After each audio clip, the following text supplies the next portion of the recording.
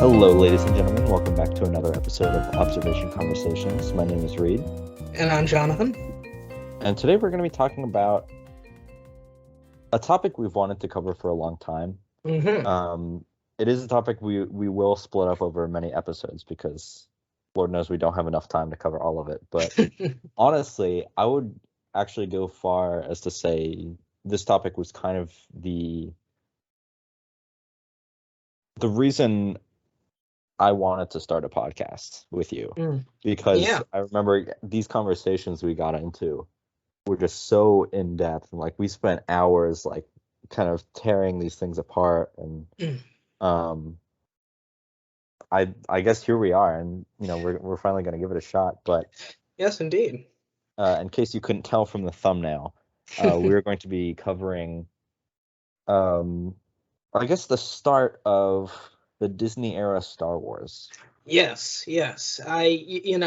Anybody who knows us or has followed this show for any length of time knows that we are, of course, massive, unapologetic Marvel fans. We talk about it all the time. We cover it thoroughly, which would then lead you to perhaps be surprised to learn that there is actually one fandom that we participate in, of which we are even more involved and passionate than Marvel stuff, and that is Star Wars. You know, as you were just saying, I mean, this is something that we've talked about for years now, and we've been very passionate and opinionated on for years now. And as you said, I mean, our long extended discussions about these movies, particularly in the Disney era, with the sequel trilogy, was really the genesis, the animating force behind wanting to do this podcast in the first place.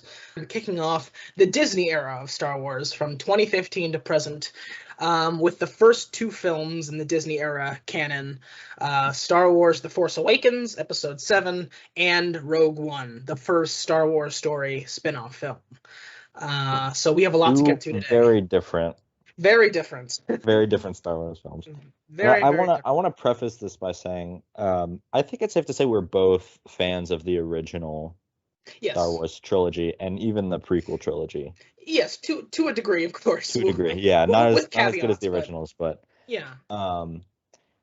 So Force Awakens, that came out in 2015. December 2015. Yeah, it was a Christmas release. Yeah. And, you know, since the trailer dropped, everyone was like, oh my God, this is the best thing ever. Star Wars is coming back. Yeah. And I was in that boat. Mm. And I saw it in theaters, and I was like, holy crap, that was really, really good. I love that. And then I started thinking about it. I started reflecting on it in my head, and I was like, was it? Was it that good, or was it literally like A New Hope? Yeah. Just recast. And that's the main burden. So with The Force Awakens, we open up on, you guessed it, a desert planet, because Lord knows the Star Wars universe doesn't have enough of those. And there's this old man that we don't know who isn't like relevant to the plot, and he has this MacGuffin, which is like, you know, we don't know what it is at that time, but it's a piece of a map for Luke Skywalker. It's given to this new droid BB-8 designed to sell more toys. Although BB-8 is pretty cool. I do like the design of BB-8. Yeah, we'll talk about this later, but of the three cutesy gimmicks designed to sell more toys in each of the sequel films, BB-8 I think is the best one. So, or he's the least bad. Yeah, the least bad. There you go. He's the least bad of the cutesy gimmick. We'll talk about the other two, but freaking porgs. Yeah, but yeah. But yeah, and then Poe Dameron is captured by Kylo Ren, whose introduction was so good, because we see a new Force ability that we've never really seen before, which is he stops a laser mid-air and is just holding it there. Yeah. And when I saw that in theaters, like I heard the audience be like everyone just gasped, and the theater became super silent. And it's like, whoa, this guy's incredibly powerful because we have not seen anything like this before. More on that later. But yeah, Poe Dameron is captured, kind of force brainwashed into revealing that the plans are with this BB-8 droid, which is found by Rey, a desert scavenger on Jakku, the desert planet, who decides not to sell the droid for scraps for whatever reason. Meanwhile, this stormtrooper kind of has this awakening, realizes he doesn't want to serve the Empire and wants to defect, and helps Poe Dameron escape. They get in the ship. They're shooting all these other stormtroopers with no remorse, which is weird because those are like the people he literally grew up with. Yeah. But they crash. FN-2187 or Finn, the stormtrooper, thinks Poe is dead, finds Rey and this BB-8 droid. Then they get attacked by the New Order, or the First Order, flee on a Millennium Falcon. So already we have this kind of orphan hero, lives on a desert planet, but doesn't want to. Meets kind of an unlikely friend. By the way, a desert orphan who was in possession of a cute droid who contains the plot MacGuffin. A cute droid with like a MacGuffin. Yeah. That sends them on their journey, and they leave the desert planet in the Millennium Falcon. Yes. So where have we seen this before? Congrats, J.J. Abrams. You watched the first Star Wars movie. Yeah. I don't know if you realized this, but you were supposed to make a new one, not a remake. Yeah, J.J. Abrams and Lawrence Kasdan, who also was a writer on the original film. So yeah, they brought back a writer from the originals to basically just do the first one. Just do it again. Over again. I mean, the first one worked so well, right? May as well do it again. Exactly, yeah. Which, yeah, they really capitalized on that sentiment. Yeah. But anyway, please don't mean to derail us too early. But yeah, we fly off into space. The Millennium Falcon is captured by Han Solo and Chewbacca, who want to retake their ship. So our, orphan desert planet hero with MacGuffin is with a kind of old mentor who is also related to the big bad guy. Relations are a little bit different because Obi-Wan was Anakin's mentor, and Han Solo is literally Kylo Ren's dad, but it's still in both cases they have a history. Yeah, especially when you consider the whole like Luke and Vader dynamic, where it's like the protagonist and the villain are related, like literally by family. I don't know. It's a lot. But yeah, they take off the Millennium Falcon. The First Order is tracking them. They get help from this woman at Mazkatan. I don't know. Kanata, I think, yeah. Kanata, yeah. She's basically, they go to a cantina on a bar that has a band playing funky music in it. Really? Huh. How original. Yeah. Too bad it wasn't nearly as memorable as the first time, because no one remembers the melody of the new band. Not worth remembering. Yeah, but they come across a second MacGuffin, which is Luke's original lightsaber, the original blue one. Which there's no explanation as to why she has that. But Rey gets a Force vision from touching it, and then gets captured by Kylo Ren, who is unable to brainwash her, despite being the most powerful Force user we have ever seen. And then I might dispute most powerful we've ever seen, but the most powerful current user, I guess. Yeah, that's fair. I mean, who on the silver screen have we seen that was more powerful at that time? I think that okay, you could argue that perhaps Kylo is a more adept Force user than Vader, but Vader was certainly a lot scarier than Kylo is. Oh, for sure. Yeah. So I Uh, would put Vader higher in the power ranking, but just overall, I think Palpatine as well because like Palpatine is, uh, it is true. Yeah. his power level is I think definitely above Kylo Ren, I think as I well think as in hindsight, it's really easy to say that Palpatine and Vader are more powerful. But I think at the time of watching, we assumed Kylo Ren was more powerful yeah, because of okay, that cool stunt he played in the beginning. yeah, But it turns out he's kind of a sissy bitch because he can't brainwash this desert orphan. yeah, Um, and then she somehow realizes that she has force powers and is hmm able to mind control one of the guards with hmm no training. Like that's literally her first time using the force.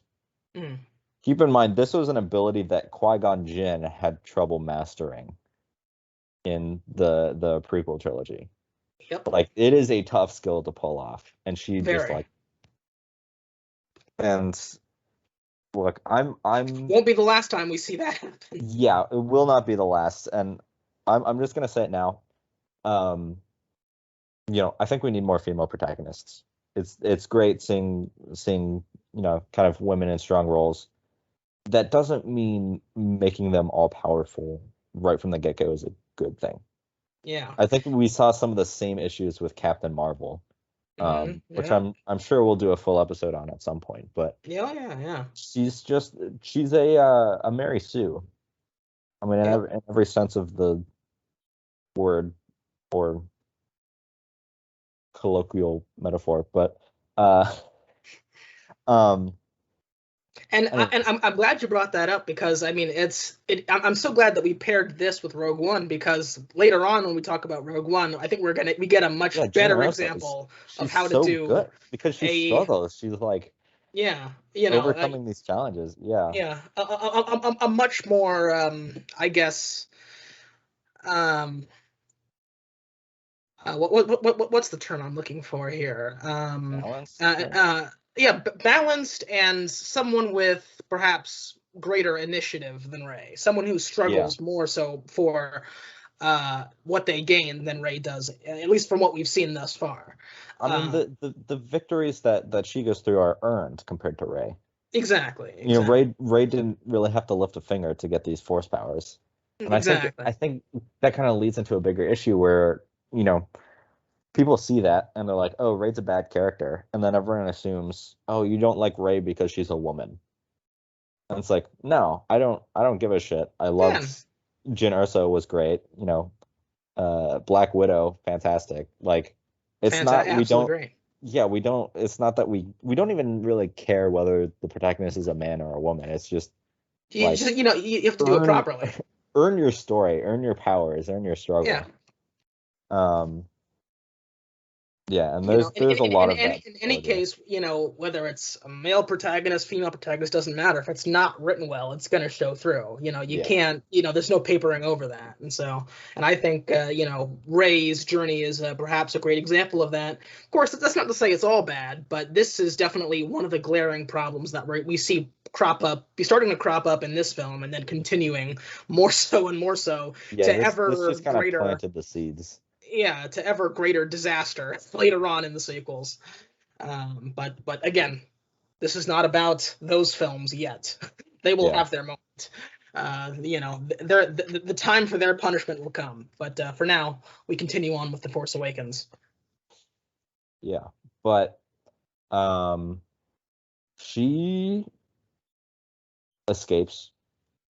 Um and we see back on the forest planet, the First Order attacks, but then Poe Dameron and the Resistance comes in and saves them. And Mm-hmm. turns out Poe's alive. He survives. I don't know if that was ever explained either, Mm-hmm. but Yeah, whatever. we're moving forward. Yeah, we see Finn killing his coworkers with a Mm-hmm. lightsaber that he suddenly knows how to use. We see this really cool stormtrooper that has like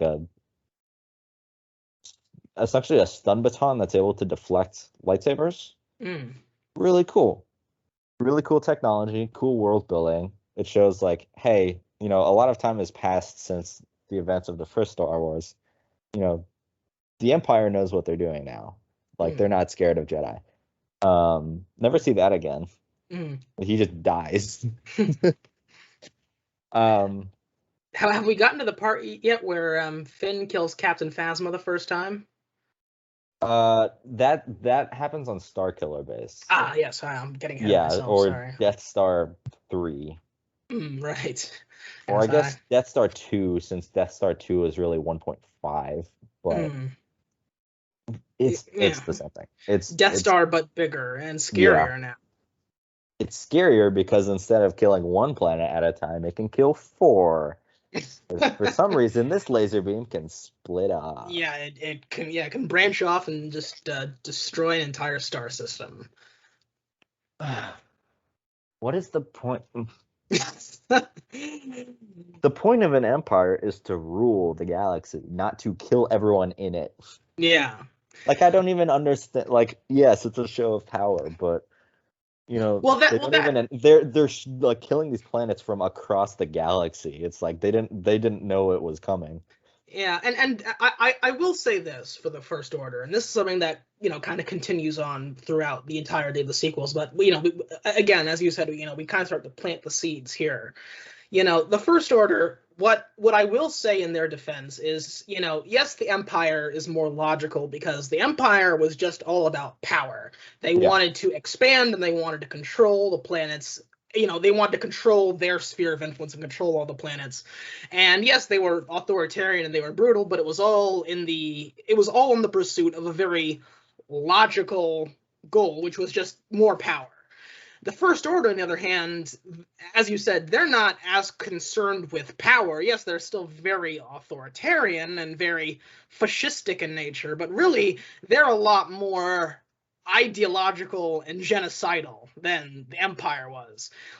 As you said, the Empire, they would find Starkiller Base to be utterly self-defeating because, as you said, their goal is to control star systems, not just obliterate them. But the First Order, they'll blow up and kill anybody not just because it sends a message, but also because that's just genuinely what they're about. They just straight up believe that alien races, like the non-humanoids of the Star Wars world, are just inferior. And, if they get in the way, just kill them. And that's it. And so they're a lot more genocidal than the Empire was, which is saying something because the Empire definitely had some genocidal tendencies, and in that way they are a little bit scarier than the Empire because they're not as concerned with control as they are just supremacy. It really adds another level of irony to the use of the name Stormtroopers.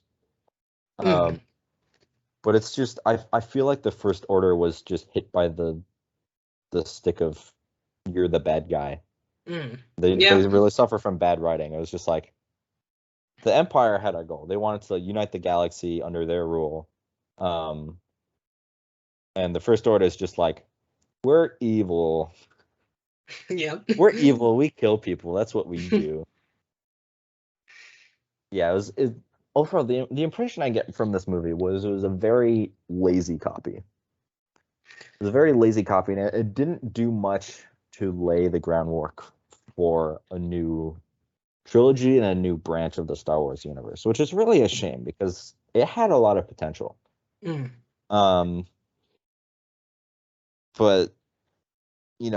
it's also just so kind of clumsy. Like the Empire was defeated, and the New Republic was put into power. Which meant that the New Republic should have been the more dominant force in the galaxy. And then the First Order is like this rise of insurgency. And it would have been cool to have that be some kind of comparison to, I mean, if you think about the actual legitimate rise of Nazi rule, it was like, people weren't like, oh, I hate Jews and I want to kill them.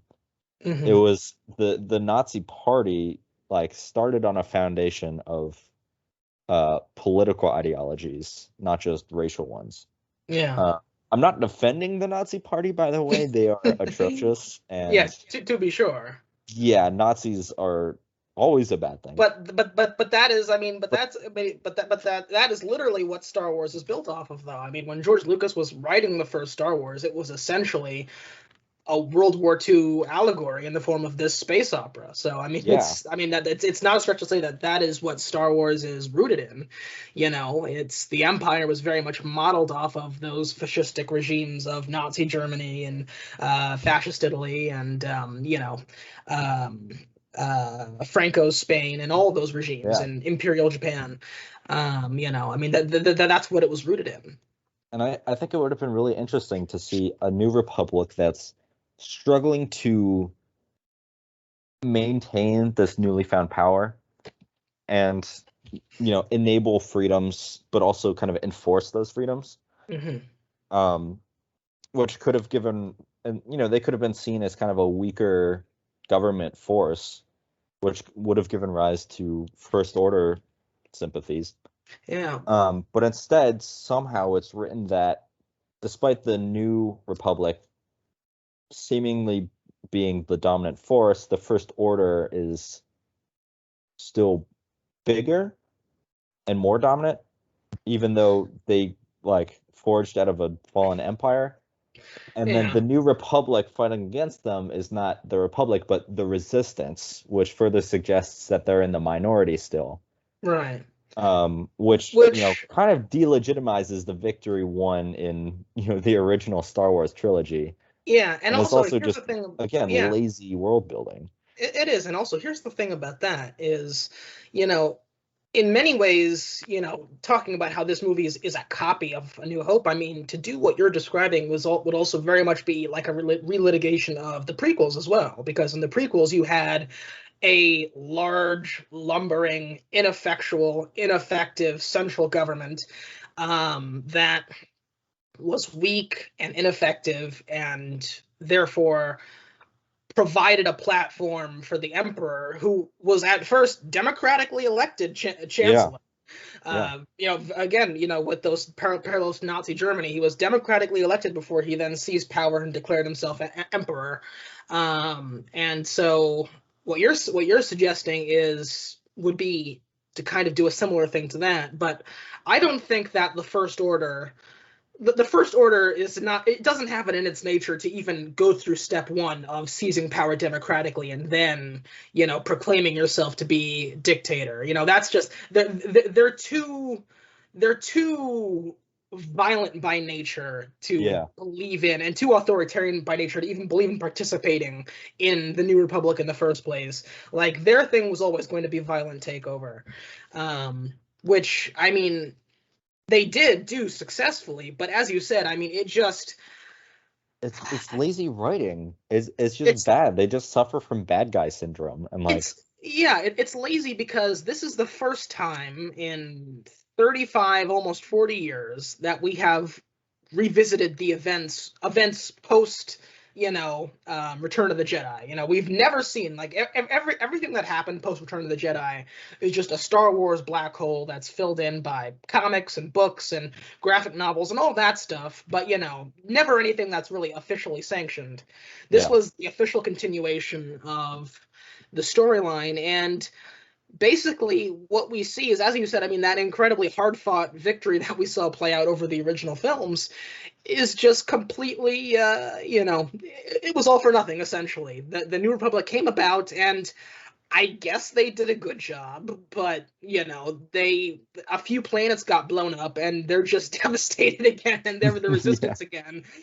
And it's like, it doesn't make any sense. I mean, the New Republic, surely after they came to power, after the second Death Star was blown up, like, surely they didn't just put their entire government in one place. Like, surely that they had a fleet, right, a New Republic fleet that went out and garrisoned various different places, so that even if Starkiller Base obliterates these planets in this star system, the New Republic will still exist elsewhere. It's not like the But entire no, fleet and apparently the government. resistance is tiny. We see that in the second film, The Last Yeah, Jedi.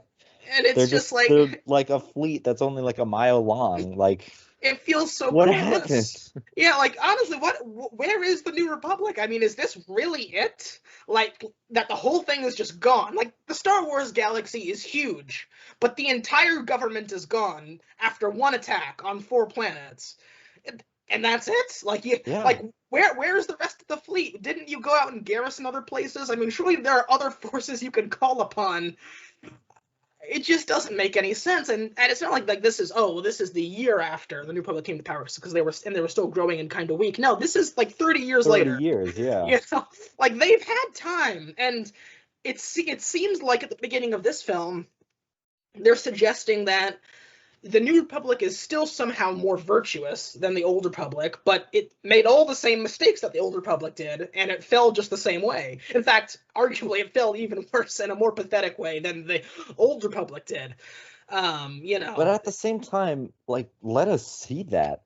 Because yeah, that's still an interesting story to tell than just, oh, the Empire isn't back, but they have a new name to like market new toys, and they're like more evil because yeah, we're marketing to and kids now. And and the like, crazy, yeah, and the crazy thing is that we get far more world building for the New Republic in The Mandalorian yes, than we do yes. in this movie that is supposed to explore the fall of the New Republic. It's insane.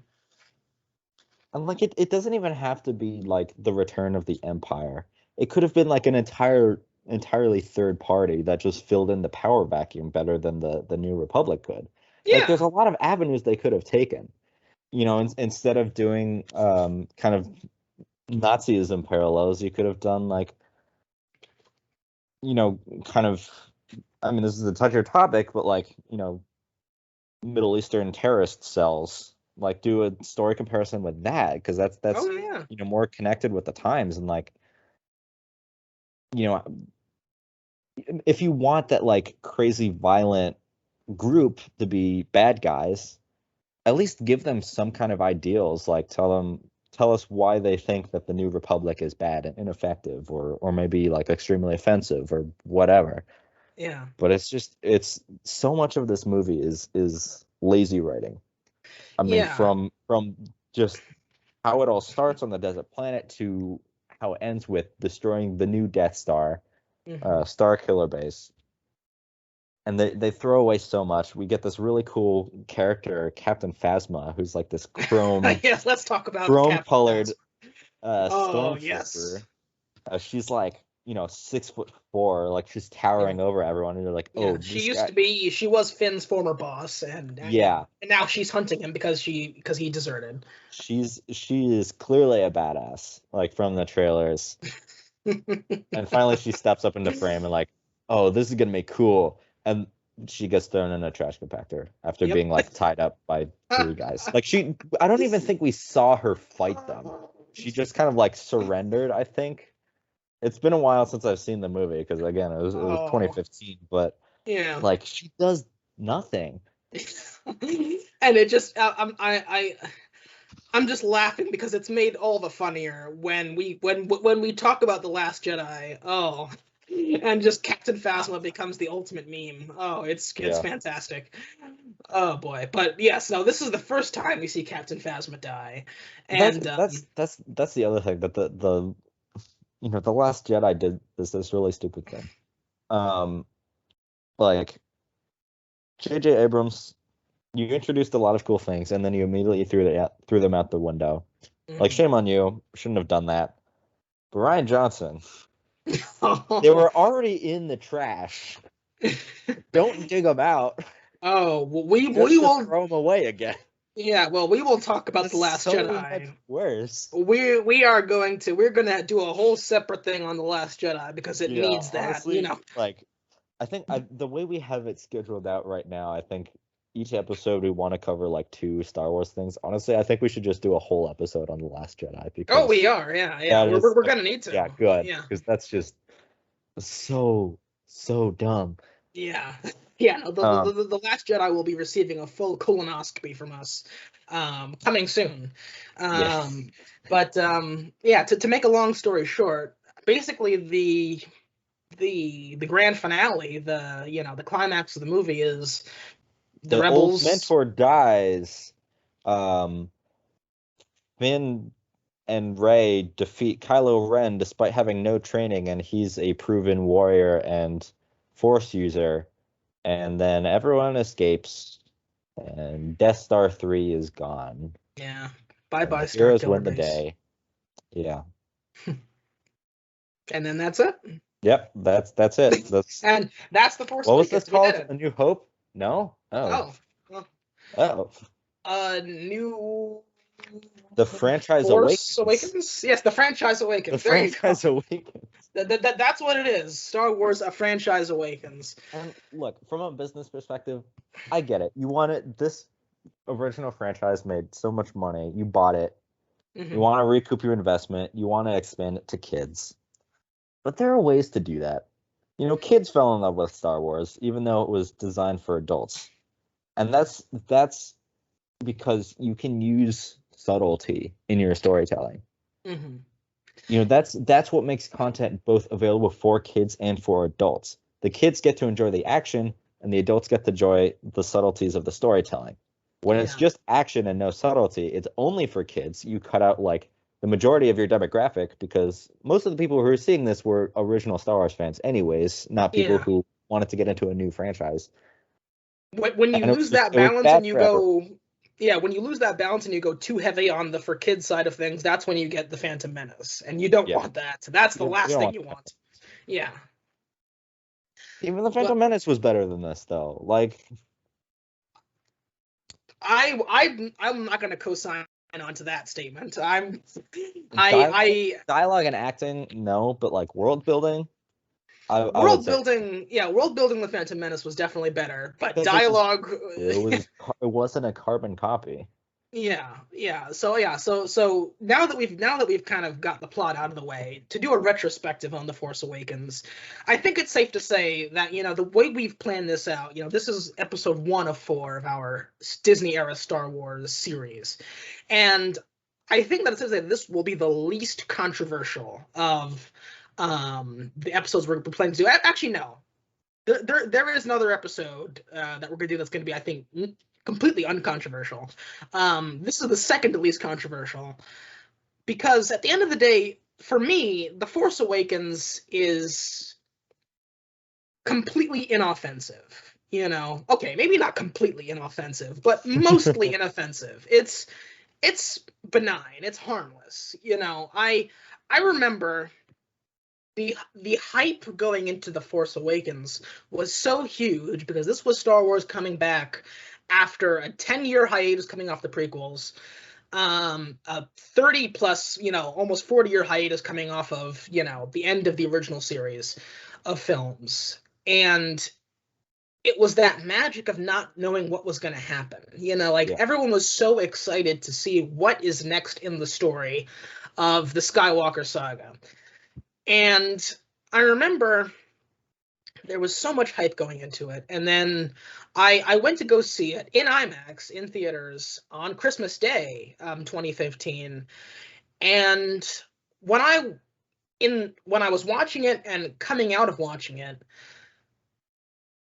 I I liked it, honestly. I Yeah, liked it a lot. it was it was so fun. It was a great experience. I'm so glad I watched it. And yeah. I I mean, walked it out with was. a beaming smile on my face. Like, I did. I mean, it felt like what my dad must have felt like watching A New Hope in the theaters when that came out in 1975. Just like, yeah, wow, like just all of that on the big screen. It was a great experience. Of course, as time passes and you look back on it after the fact, you realize, okay, well, that wasn't great and that wasn't great, and this whole thing was obviously just a massive naked retread.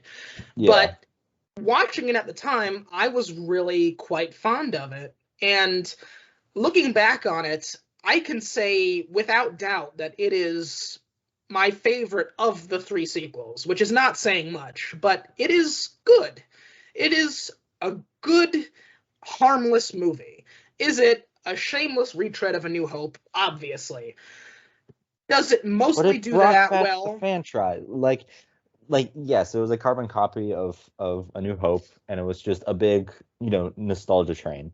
Yeah. Sure, that's fine. We've been having Disney remakes all the time. There was The Yeah. Lion King, Aladdin, Beauty and Beauty the and the Beast. Like, Beast, that's just what Cinderella, Disney is yada yada doing right yada. now. Whatever. They're bringing back the franchise. We get new characters. The next ones are going to be great. Yeah, it is the Force Awakens is the epitome of the soft reboot. It went back, told the same story you love over again, but introduced new characters, brought back a few of the old characters, a little something for everybody, told the story, you're entertained, you're having a good time. At the end of the day, you walk into the theater and you don't have to think about it too much afterwards. That's what it was, and in that I would say it was successful. Yeah.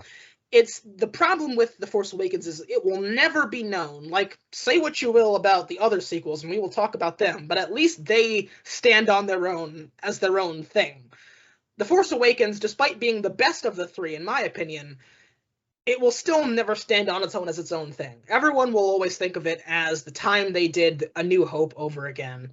And it did that decently successfully, but it will never stand on its own. And that's too Yeah. bad, because ultimately it's the best that the sequel trilogy, again, in my opinion, had to offer. But yeah, at the end of the day, for me, it's inoffensive, it's harmless. Honestly, going back and rewatching it 6 years after the fact, it almost seems kind of quaint, especially knowing what we know now with the other sequel films. Yeah. It's like it reminded me of, just as you were saying, at the time, not knowing what's going to come down the pike with the next two movies, you're so giddy and curious to see what's next for these characters. And that counts for something. The movie did enough to get me to care about these people enough to really look forward to what's next for them in the next films. And for that reason, I have to say, I mean, The Force Awakens, for me, I think it's a 7 out of 10. A good Really? 7 out Uh-huh. of 10. Yeah. It was entertaining, harmless, a retread of A New Hope, introduced some new characters. Obviously, it had some stupid moments, but it's definitely not as many as compared to the other sequel films. Yeah. It's just a rehash, and then it was an entertaining rehash, and it got me excited for, even though it didn't deliver on the promise of what the first film in a sequel trilogy could be, it more or less did its job of getting me excited for the rest of the sequel trilogy. And That so, is true. Yeah. yeah, it was the quintessential soft reboot, and yeah, for me, it was the sequel trilogy peaked early because it was all downhill from there. But yeah, 7 out of 10. I did like The Force Awakens. I still do more or less like it. It had problems, but yeah, it really is, pretty inoffensive, all things considered. Yeah. I mean, that I do have to agree with and respect. Definitely coming out of the theater, I was like 9 out of 10, if not 10 out of 10. Yeah. Coming out of the theater, it So was like a excited, 9 out of 10. Yeah. because it did exactly what it was supposed to. It reinvigorated my love of the franchise. Like, it Yeah. got me invested in Star Wars again, and for that, like, it did its job perfectly. But just, when you reflect on it from kind of a writing and a storytelling perspective and a world building perspective and kind of what it adds to the franchise, 6 out of 10 max, because it really doesn't add enough to me. Mm-hmm. And whether that's kind of an accident or by design, because it was supposed to be kind of this nostalgia tool, but the rest of that content was gonna come later. It just, there's something missing from it. Yeah, and There's a lot missing from it, and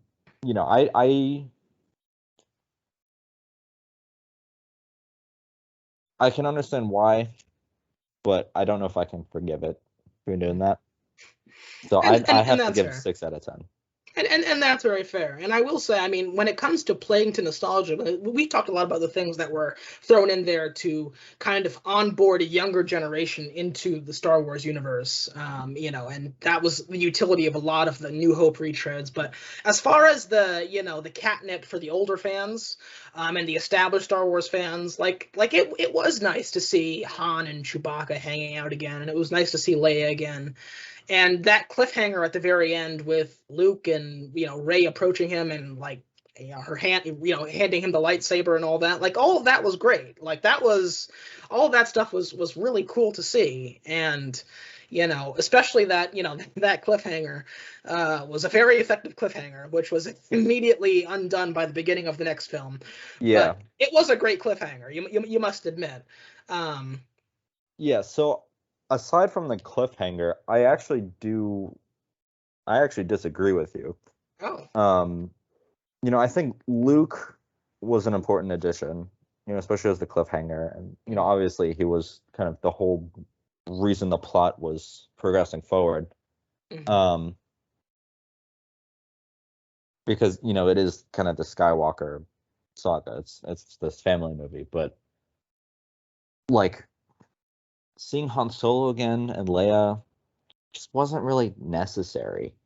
Them using the Millennium Falcon to take off in just wasn't necessary. I feel like it didn't really add anything to this new world. And if anything, it kind of distracted me because it just made me think about kind of the previous Star Wars movies.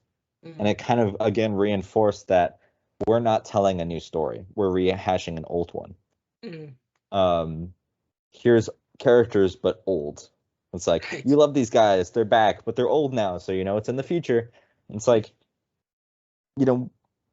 part of the reason of doing the soft reboot is to reboot the franchise to bring new content to it, Mm-hmm. not just bring all the old stuff back. I mean that's just my opinion, because I feel like with enough similarities, you have the Empire, you have the First Order, you have the Rebellion, you have the Resistance.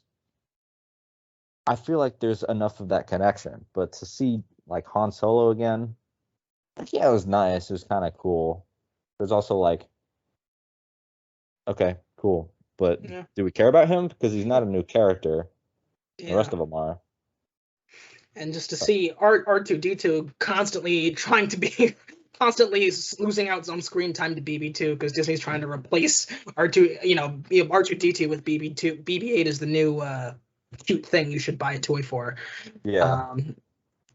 Poor guy. I remember that, and thinking that it's R2D2 was already cute enough. You don't need a new cute gimmick droid, but yeah, well, BB8, BB8's just so marketable, Yeah.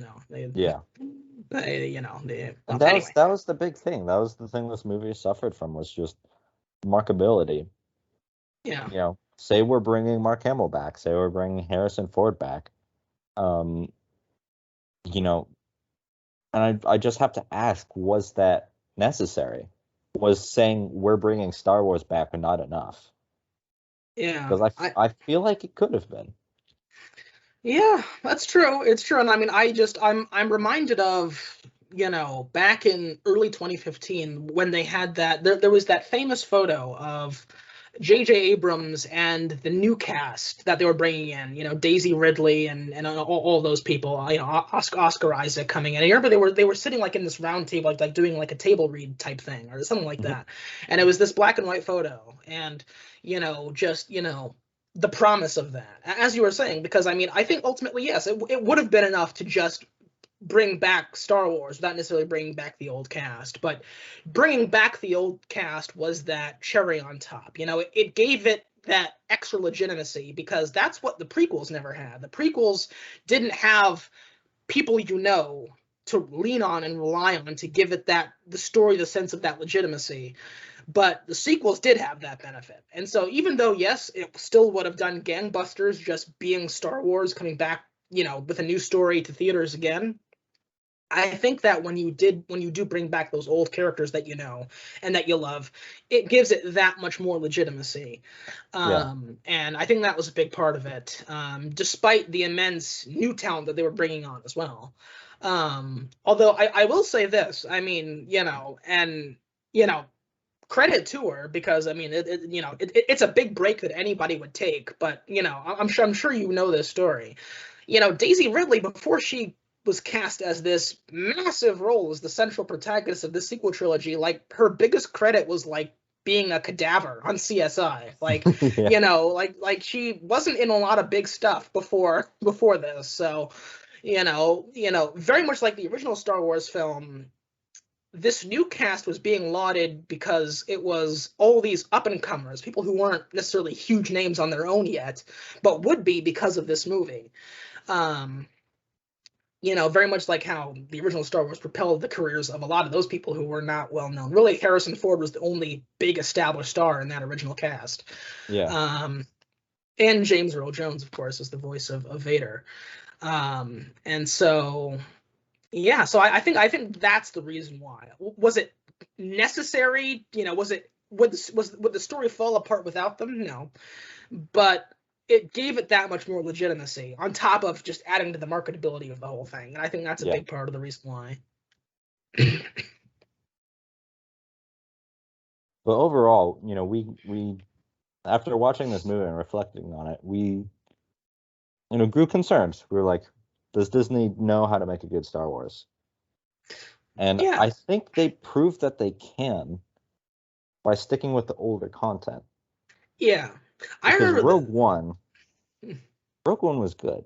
Rogue One was good. And I'll just say this one last thing, coming out of The Force Awakens at the end of 2015 going into 2016, the big question was not, can Disney produce a good Star Wars film? Because we were all mostly convinced that yes, they could.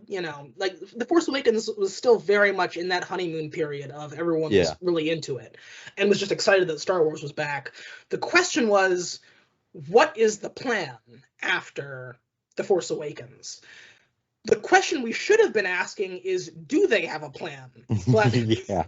but this was before we know everything that we know now. And at the time, it wasn't, do they have a plan? It is, what is their plan? Will the next film, The Last Jedi, just be a rehash of The Empire Strikes Back? Will they just tell the original trilogy over again with these new characters?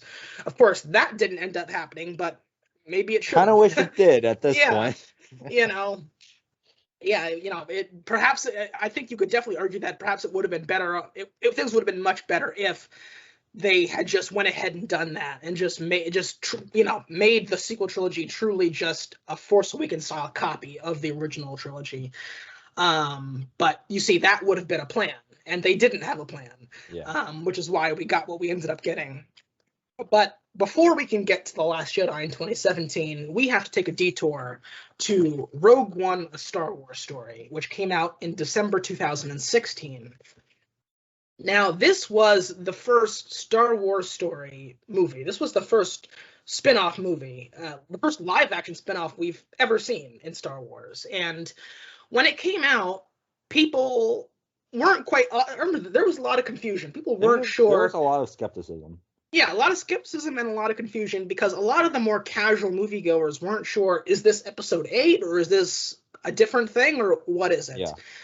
It was definitely a different thing. And Rogue One essentially fills in the gaps of a critical detail of the Star Wars universe that we've always wondered, but we never definitively knew about, which was, how did the rebels come to be in possession of the Death Star plans in the first place?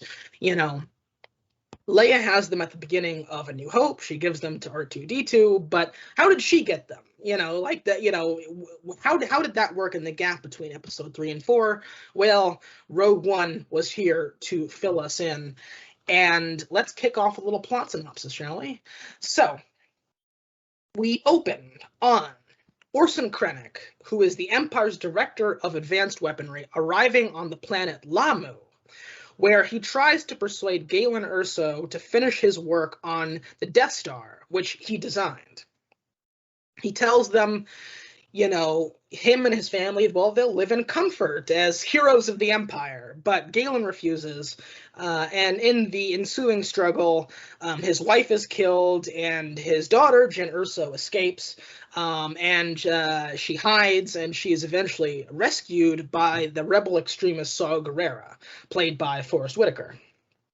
So, 15 years pass, and we meet the rebel intelligence officer Cassian Andor, where he learns of an Imperial defector who was in possession of a message recorded by Galen Erso and intended to be received by Saw Gerrera.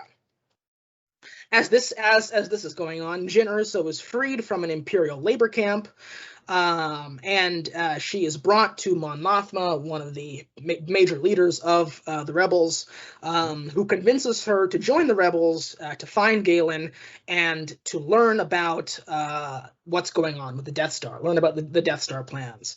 At the same time, she secretly gives Cassian Andor the order to kill Galen when he finds him.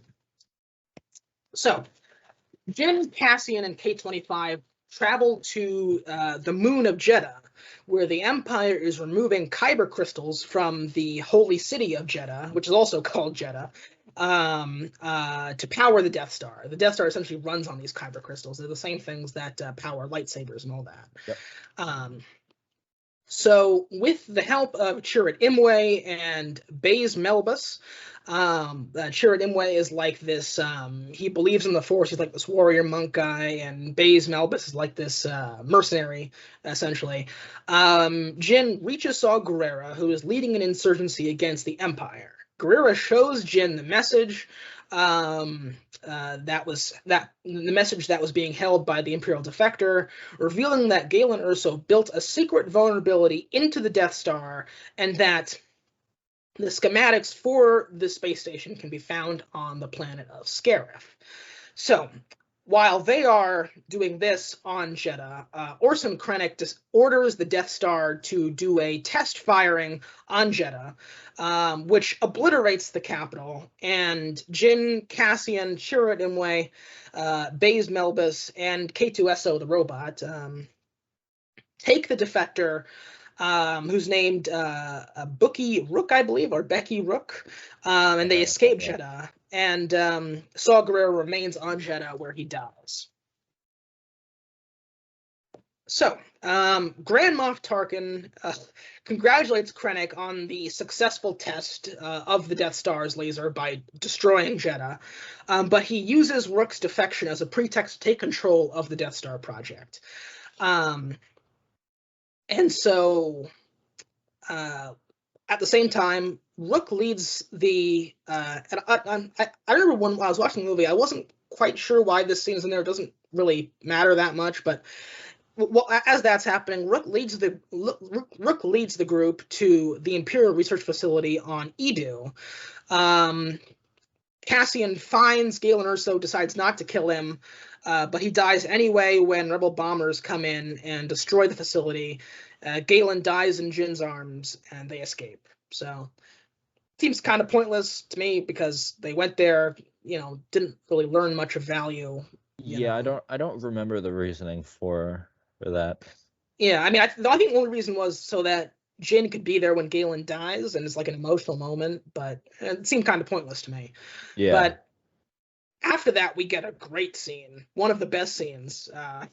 So Krennic, he's summoned to meet with Darth Vader to answer for the laser test on Jeddah and about the situation with the defector.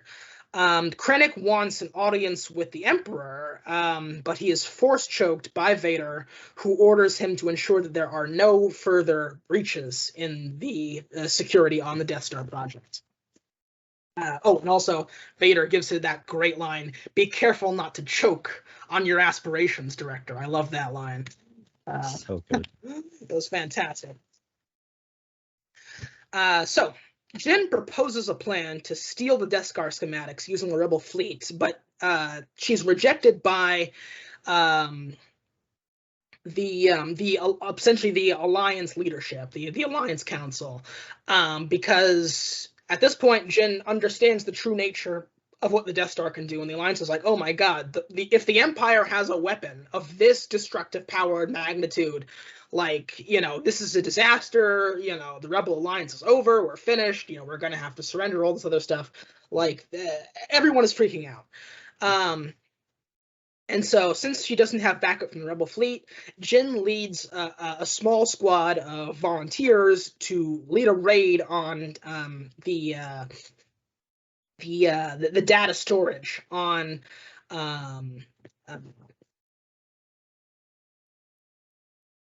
blanking on the name, Scarif. Yeah. The data facility on Scarif. And this little ragtag band is nicknamed Rogue One. So they go down there to Scarif and they start raiding the data facility. The Alliance learn of the raid and they deploy their fleet in support of the team. And the team, as they progress through the facility and they get closer to getting the plans, they eventually get the plans. The team, they get killed off one by one. And eventually, Jyn and Cassian, they have the plans, and they're at the top of the data facility, and they're transmitting the plans to the Rebel fleet. They get ambushed by Krennic, and Krennic gets shot by Cassian. So the plans are eventually successfully transmitted to the Rebel fleet, but then the Death Star, and this was a really cool moment, the Death Star appears in orbit above Scarif, and Grand Moff Tarkin orders a low-power shot to go straight down onto Scarif to destroy the entire facility because it's been compromised, and that kills everyone that's left at the facility. Jyn, Cassian, Krennic, all the ground forces, everybody's just incinerated. So everyone's dead. And in the final scene, the Rebel fleet, they've just received the plans transmitted from the surface, and they prepare to jump to hyperspace, but they are intercepted by Vader's arriving Star Destroyer. And then there is the final scene of the movie, but we'll talk about that in a moment because that's a whole other thing. Yeah. But that is basically the plot of Rogue One. Rogue One is very good. I liked Rogue One a lot. I remember being very impressed with it when I was watching it. First of all, I have to say, Rogue One is a really beautiful movie. Like, director Gareth Edwards, he does such a good job of utilizing so many practical locations and practical sets, and it shows. Like, Star Wars movies, especially the sequel films themselves, tend to be very CGI heavy, admittedly largely out of necessity, but Gareth Edwards demonstrated that there's a very naturalistic way to make a Star Wars movie, which is not unprecedented because that's how they used to be made. Yeah. Like back in the original films when George Lucas was filming these, Tatooine scenes in the Moroccan desert and all this different stuff. So tons of beautiful natural landscapes and Iceland and all different kinds of places. And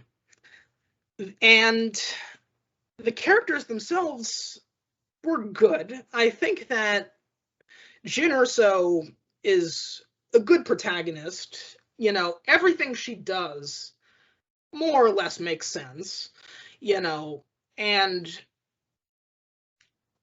yeah, ultimately, I don't know. None of our main protagonists are terribly deep, but for me, that's okay because they all die in the end. Like, that was so refreshing, the ending, where, you don't have to be super attached to these people. They all sacrificed themselves for the noble cause of procuring the Death Star plans. And that was really refreshing to just, for a Disney Star Wars film to say, you know what, they're all dead. We're wiping them all out by the end of the movie. And it was really touching for me. Like, that was like the first big franchise action film where I walked out like kind of sad. Yeah. Because like I really like these characters, and like seeing them all kind of sacrifice themselves and die off, and just after you've grown to care for them, and it's like, wow, they straight up did that. Like, yeah, I mean, you never expect a movie to kill all of its characters, and this one just went through with it, which I thought was a bold decision, although it was a prequel movie, so they did kind of save themselves the trouble of having to, write those characters back into the future if they Right. did come around. But I mean, it was refreshing is the best word, I think. What you Yeah. said. Yeah. Absolutely, absolutely. And also just like another great parallel between this film and The Force Awakens is just as The Force Awakens wheeled back in a lot of these, faces and people from the original films. And you said you were kind of unconvinced how necessary it was. This film was very much the same thing for the villains, but in this film, I think it was a lot more impactful. Yeah. Revisiting the villains from the originals than The Force Awakens was, and revisiting the heroes from the originals. Because in this film, we have I mean, Grand this Moff is a Tarkin. prequel, though. It is a That prequel, is but that is kind of the distinction, but yeah, but I mean, still, it was really cool to see Tarkin back, and Vader obviously was yeah. incredible. Like all of that stuff was so cool, and so I think it definitely had more impact and better impact than The Force Awakens did. Um, Especially considering how the Tarkin CGI, because that actor sadly is no longer with us, and Yeah. so considering how much Tarkin was on screen and how he had to talk a lot, like that CGI could have been disastrous, but they actually did it pretty convincingly. Like they did a good job with the Tarkin CGI. Yeah, it Um, definitely fell within that uncanny valley a little bit. a Like little bit, it's clearly CGI, yeah, but not but as given bad as that it could that have was been. kind of the first, true instance of a full face replacement Yeah. CGI, that was impressive. And they've only gotten better. Oh yeah, yeah. In fact, I would argue that they did a better job with Tarkin than they even did when, spoilers. We saw Luke at the end of Mandalorian season 2. Like that was, I think, Tarkin was Yeah. less distracting in this than Luke was in the finale of Mandalorian season 2. To be fair, Mandalorian season 2, that was a new technology. Mm. That wasn't CGI. Well, it was CGI, but it used that was what was it called? Deepfakes Yeah, rather than just a completely hand modeled face. yeah, But also just given the fact that like Disney is kind of creating these new technology, creating and partially creating, partially just refining these new technologies. It's actually really cool. it A little bit is. scary that they are the ones with this technology, but it's cool just Yeah, seeing it progress because it's a very kind of physical, tangible record of how this technology has improved. definitely, definitely. And so I think it was done very well. Um, at the end of the day, I mean, whereas The Force Awakens was very much in the mold of the originals, it was a fantasy space opera. Another part of why Rogue One was so refreshing was it was a really ground level, gritty war movie, essentially. Yeah. Set within a pivotal but not very much explored period of time in the Star Wars universe. And again, I mean, it was really refreshing to see a Star Wars film where for the first time there are no Force users, there's nothing like that. It's just the ground level people and the sacrifices that they make to make the rebellion possible. Um, it was fantastic. It was really fantastic. And yeah, Ben Mendelsohn as Orson Krennic, great villain. I love the arrogance and the smarm with which he just filled up every scene with. Yeah. Um, you know, he says, we were this close to success with the Death Star when he's trying to bring Galen Erso back in. He is a true believer in the Empire, and I think he just did a great job. Um, I think, yeah, I mean, just about everybody did a great job. Coming off of this movie, one of the new Star Wars shows that they're planning on doing is a Cassian Andor spin-off show. Hmm. Which, I mean, like, he was cool, and I like how, like, he was definitely Like, he was willing to exist in a moral gray area to, advance the cause of the rebellion. Like, he kills that Yeah, one guy. using means to an end. Yeah. Exactly, when, because he was gonna he couldn't get up there, so he was gonna fall into the hands of the stormtroopers anyway. So he's like, I can't have that happen because he just gave me this critical information. So it's either, let the stormtroopers get him or kill him, and he just kills him, and he's like, he's unsentimental about it because that's the job. He's an Yeah. intelligence officer. He has to protect the intelligence that's gonna, allow the rebellion a chance to succeed. But that said, I don't know how excited I am for a Cassian Andor spin-off show. Especially considering we know how he dies, so everything we're gonna see with him is prior to the events of Rogue One. So, it's like, I mean, I'm not saying that they can't pull it off. I don't know how excited I am for it. But... So here's what I think they should do. Because the whole, like, Cassian Andor was this character created to tell this kind of niche story of the rebellion. Yeah. And I think, that would be the main appeal of, a story that follows him is kind of other niche stories about rebellion struggles. I don't think anyone really cares specifically about his character. He's a great character. He was really cool to watch. Yeah, it's cool. But dedicating an entire show to him, I don't think that's the best move. But instead doing kind of like the Clone Wars, but like a live action anthology show, just showing some of the other struggles of the rebellion during that time period. Yeah. Show kind of smaller missions and other kind of gatherings of intelligence, and also improve upon the world building, because that was one of the things that The Force Awakens did really poorly, but Rogue One did really well, was just kind of the diversity of environments and planets. Yes. Yeah, great diversity in environments. Yeah, because Force Awakens, was really uninspired, because they're like, okay, the Star Wars universe has 3 types of planets. We got desert, we got forest, and we got ice. But done.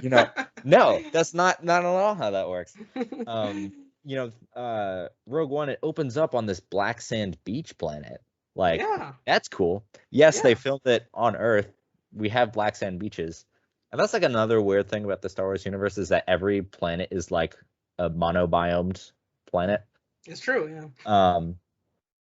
But like, seeing a black sand beach and like these cool rocks, and like, oh, that's new, that's interesting. Yeah. And then where Vader is, he's on that volcanic. He's in that volcanic planet. Yeah. You see the like kind of stone pillar ocean planet, where Galen Erso is killed. Yeah. The beach planet, like, that was really cool, especially when you see the like Scarif. Yeah, on Scarif, you see like the guess they were called paratroopers or something, but like the kind of the beach camo stormtroopers. Yeah. And you see that was awesome. the one AT-AT that's like kind of literally has like plant-based camouflage on it. Yeah. Like, see, that was really cool.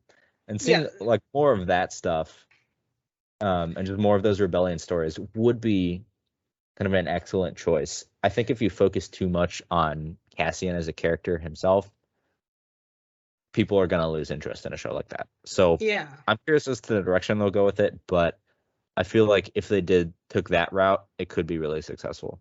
Yeah, and also because I believe it's Mustafar is the planet where Vader's like that castle is. Right. Yeah. Yeah, I think it's Mustafar. But Scarif in particular, I'm glad you brought that up, because again, we started this off by saying just how good looking this movie is. And Scarif in particular, that was really thrilling to see, because again, this is ground level war movie, and that whole sequence was not only beautifully shot, and the location was fantastic, but it was very reminiscent of like World War II, War in the Pacific, like Iwo Jima type feeling, which I think was the point. And it was really reminiscent of like a Pacific beach assault like what you would see in World War II. Yeah. And it was stunning. It was absolutely stunning, and a great choice for the finale of this. Definitely better than some Hoth type Ice World, or something that we've seen before. So, yeah, Rogue One was excellent. I mean, it's excellent. It's refreshing. It's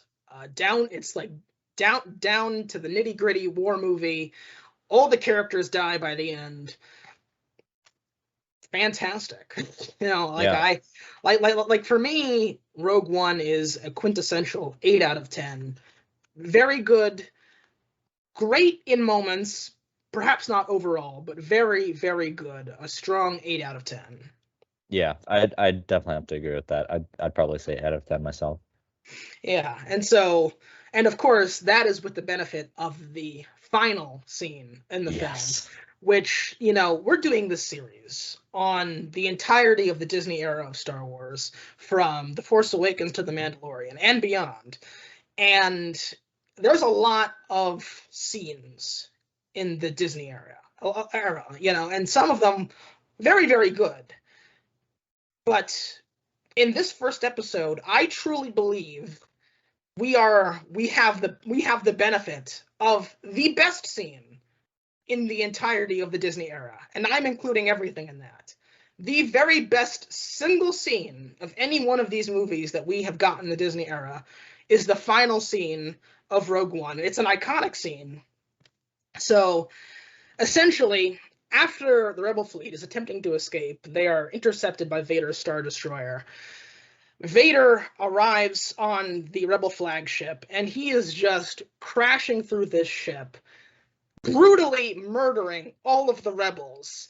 And it is just so cool, and it's terrifying because the first time you see him, he's shrouded in complete darkness, and you just see his you just see his lightsaber engage, and all these rebels, these little rebels, they're just trapped in this like airlock with him, and he just moves through, murdering all of them in the most brutal ways. And it's essentially it's this tracking shot where you're following this disc with the plans as it moves through this ship, and you just see Vader. You follow Vader as he just moves through, kills everybody who stands in his way. Eventually, one of the rebels hands it off to this other guy who's standing in this threshold, and it's revealed that within this rebel flagship there is the famous Corellian Corvette, which is Leia's ship.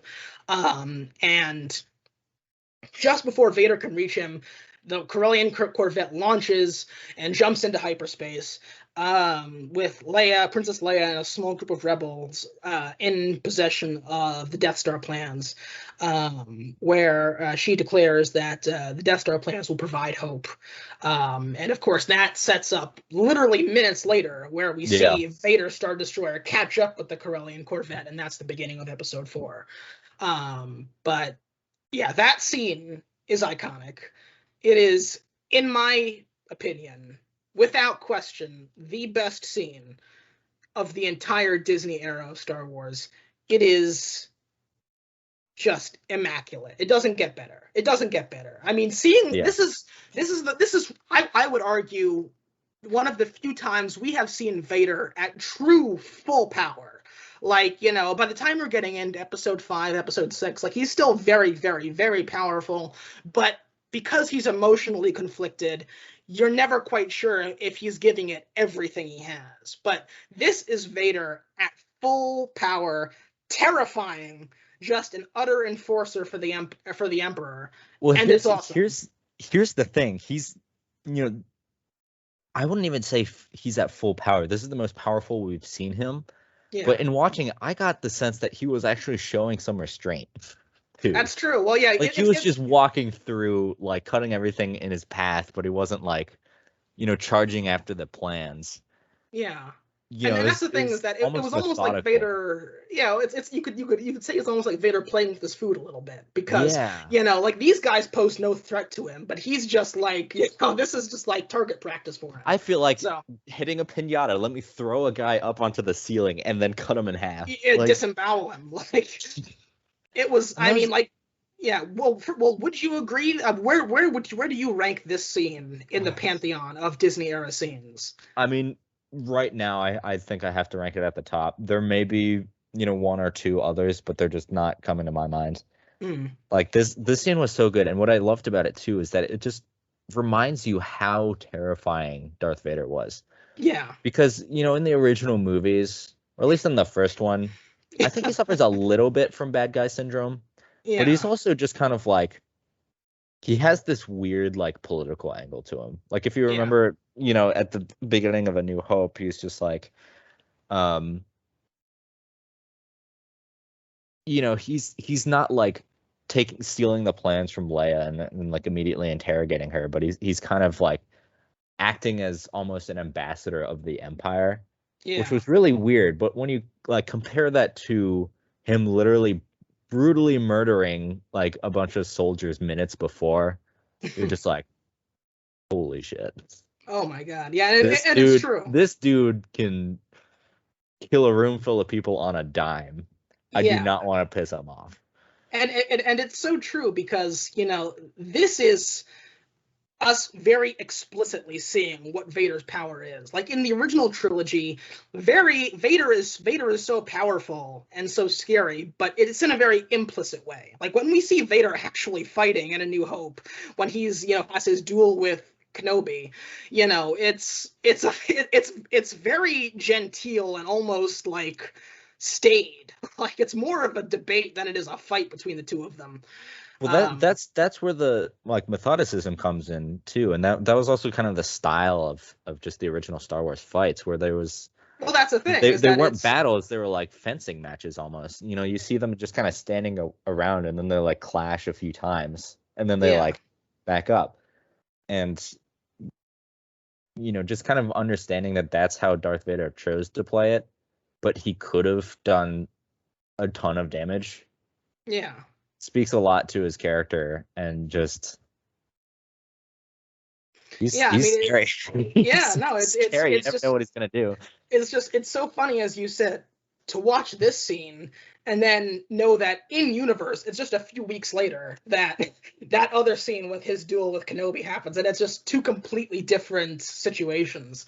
One is a brutal fight, and the other one, as you said, it's very much more so akin to fencing.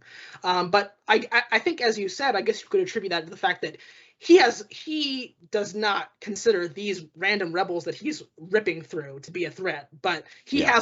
he respects Kenobi, and so he doesn't want to, he's kind of holding back a little bit because it's a different kind of threat scenario than it is in this case. Um, It's funny. I just remembered you just watched Invincible, mm, and I kind of get the comparison that like Darth Vader is Omni-Man, mm, and like the way he interacts with Luke and Obi-Wan is the way he like interacts with the way Omni-Man interacts with his son. yeah, But like when he's just like dealing with people in his way, he just like fuck shit up. it's Just true. like kills everything in his like the way he Omni-Man just annihilated an entire planet just because he was Oh like yeah. mildly pissed off. Yeah, and when we'll talk about Invincible too, Yeah. we're gonna have to do a whole thing for that because yeah, Invincible was there's definitely lots to talk about there, but yeah, no, I think that's a good parallel. I think it is, and in fact, I wouldn't be surprised at all if the writers of Invincible probably drew some inspiration from the Vader Mm, Luke relationship. that's very possible. Um, but yeah, incredible scene to cap off a very good movie. Yeah, of the two that we've talked about today, I don't think it's much wonder which movie gets the upper hand. And quite frankly, I left Rogue One kind of wishing that there was some way where we could get a Rogue One 2, where obviously we can't have a direct sequel to this because all the characters are dead, but wouldn't it be good if we could get a second Rogue One, which was about how the plans for the second Death Star were obtained? Because all we know about what happened with the second Death Star is that many Boffins died. That's the line that we get in Return of the Jedi, is that many Boffins died to get the plans for the second Death Star to the rebels. So I want to see how those Boffins died in Yeah. in Rogue One 2, as a spiritual sequel to this movie. But I don't think that's going to happen. Well, again, if they go that TV show route where they're just showing the struggles of the rebellion, you could see that. Like that Sure. is something we could theoretically see, and it just depends on how they play it. But I think it's really interesting that the stories that take place within the Star Wars universe that we know and love are so much more popular than the new trilogy. And I think part of the reason is because Star Wars was a universe that was established and people fell in love with it. Yep. And what the new movies did was kind of not necessarily scrap the old stuff, but they kind of they acknowledge the old stuff, but then just start doing their own thing. Which is fine. A lot of franchises do that, but what Rogue One did, and I actually haven't seen Solo. I don't know if that was as good, but Mandalorian was fantastic. And what those are doing is that they're expanding the world. They're making it wider. They're showing us these little pockets that we've always been interested in, but just never saw because it didn't have time in the regular series of movies. And I think that's the direction that Disney really needs to focus on, because that's where the most interest is. Absolutely. And so with that, 6 out of 10, 7 out of 10 for The Force Awakens, 8 out of 10 for both of us on Rogue One. Yeah. That is chapter 1 of our full retrospective of the Disney era Star Wars franchise thus far, because of course even now in this year 2021 there's new Star Wars stuff coming out, where we don't know exactly when, but we know at some point later this year we will be getting the Book of Boba Fett. I think that's slated for a holiday 2021 release. So even now there's going to be new stuff to talk about. But this is where it began. And do you have any last thoughts on these first 2 movies? I think I'll save it for later, because there is stuff I want to mention, but it's connected to some of the things that we'll talk about later on, and I think what you all should do is drop a like and subscribe. Yes. So you can catch us when we continue talking about Disney era Star Wars. Absolutely, yes. Definitely subscribe, because coming soon will be, on this channel, we end up talking about a lot more stuff that we like than we don't like, just because it's more fun to talk about stuff that we like than we don't like. But coming soon will be the destruction. If you want to see 2 grown-ass men get into a debate about a movie that came out how many years ago was The Last Jedi? 4 years ago now. 4 years ago? If you want to see 2 grown-ass men yelling about a movie that came out 4 years ago, this is the place to do it. Yeah, this is the place to be. Subscribe, hit that notification bell, because this is our opportunity to express our interests in an environment that society won't condemn us for. So. There you go. So exactly. So join us next time for our group therapy session as we come together to condemn the travesty that was Star Wars. When we burn J.J. Abrams and Rian Johnson on the stake. Burn them in effigy. The destruction of Episode 8, The Last Jedi, or Episode 8, if only this was the last Star Wars movie. We'll talk about it. Save it for the podcast. Yeah. Well, thank you all so much for joining us. And yes, tune in next week for something else. Great segue. That is so. Yes, that is literally what. I'm gonna save that clip and use it at the end of any episode. This is a bit of a late release. We apologize about that. I kind of had a little bit of a hell week, but we will be returning hopefully to our normal schedule All right. Well, thank you so much for listening, and we'll see you next time. Yes. Take care, everybody.